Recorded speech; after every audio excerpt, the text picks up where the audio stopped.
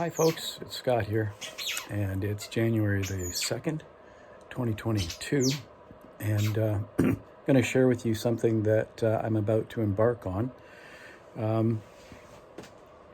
It's a new, to me, Goldwing, 1984 Goldwing Aspencade.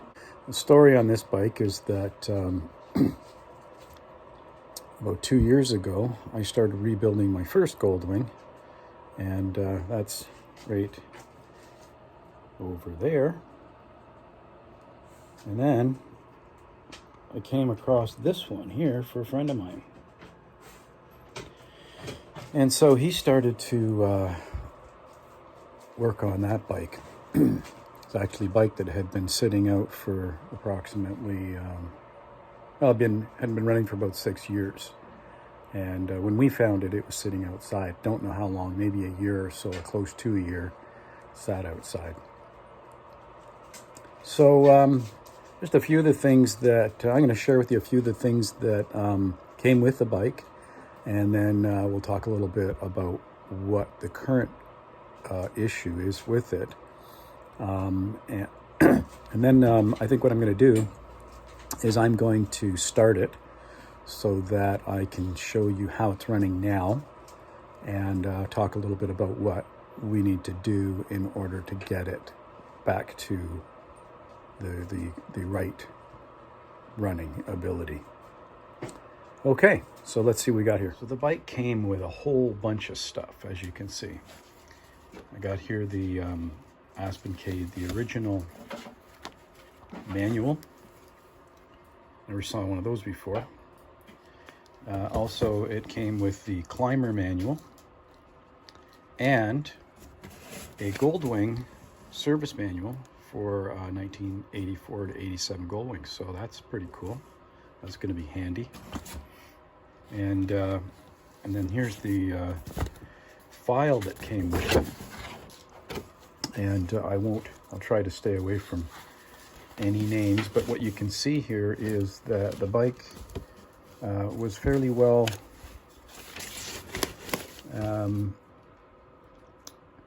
maintained. Here, July 2012, had some rotors and pads and fork seals and bulbs and switches and so on. Here's a repair order here for, again, July 2012. Not exactly sure what that's about. Clearly the bike was serviced at Davidson Sports, and somebody really took good care of it. Here at 135,000 kilometers, there's a list of things that were done to it, and then at 136,714 it says he removed the rear wheel to replace the tire and the wheel bearing fell out. Drive spleens were completely dry of grease. So whoever had this bike prior to my friend purchasing it really kept a detailed log of everything that they did to it, which is pretty neat. Now currently, let's just go over here for a second. The bike has 135,717 kilometers, which is kind of strange when you go back and you see that this log actually might have been speaking about, it says 136,714. So something strange there. 135,165. Not sure. Maybe that's when the next oil change interval was, which probably makes sense because he's talking here about the odometer reading, and so maybe that's what that's all about. Anyway, so not to bore you anymore with that, but interesting that somebody would take that kind of meticulous care. Now, some of the other things that came with it I've got the original toolkit, needs to be cleaned up. The elbow, what do you call these things? Rests, arm rests that have not been cleaned up. So the whole bike kind of looked like this before my friend got a hold of it.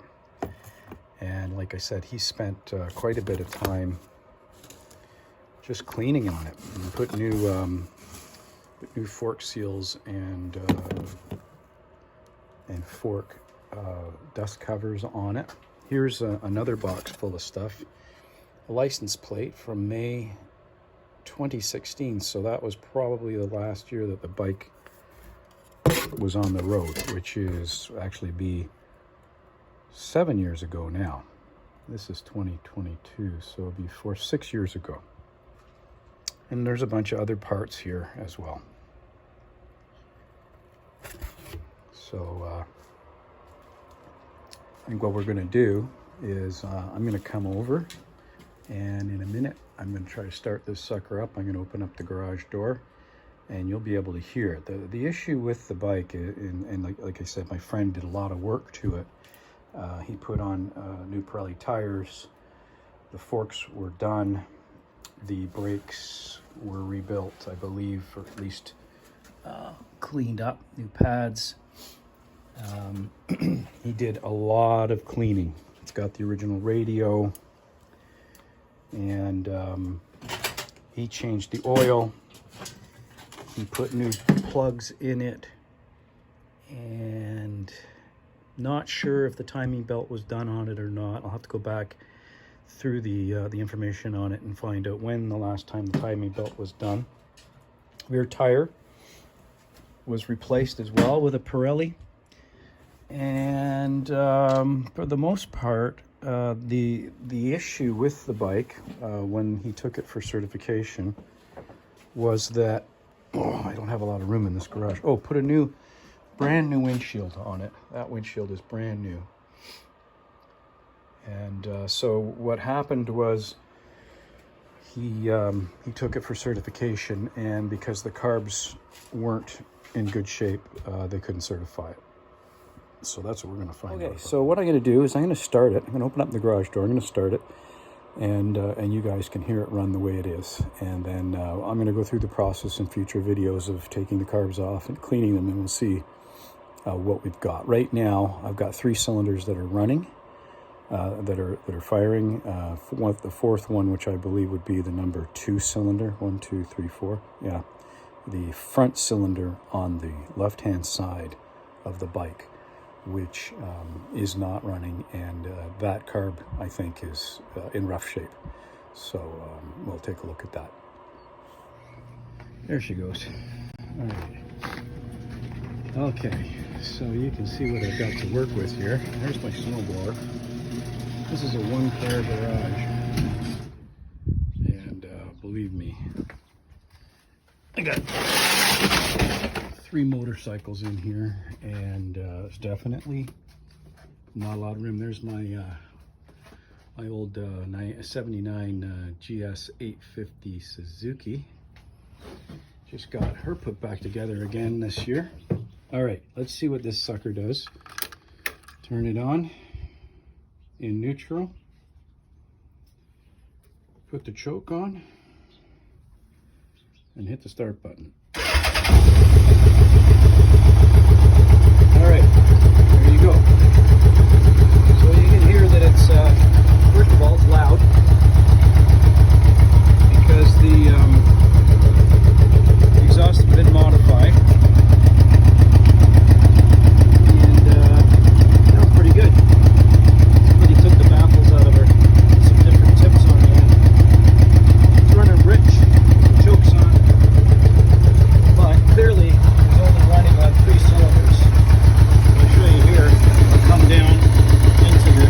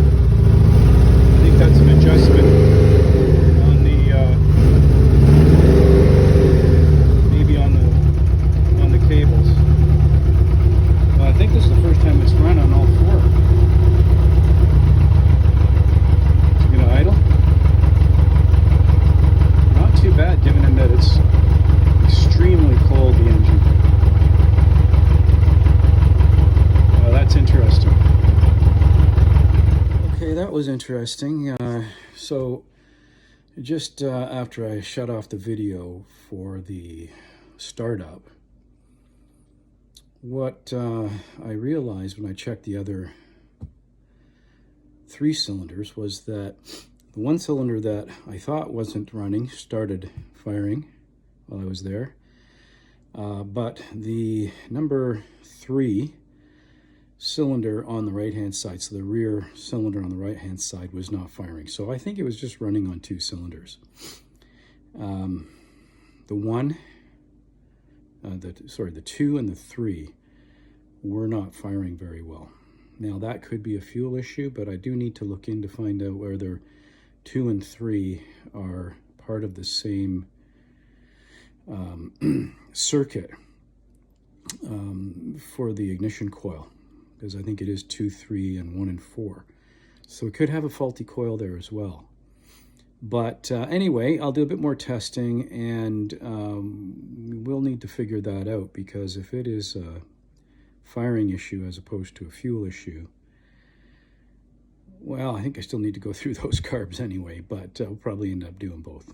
So I'll keep you posted in the next day or two. I'm going to get back out there and take off the lower fairings so that I can get at the carburetors and begin to pull those out.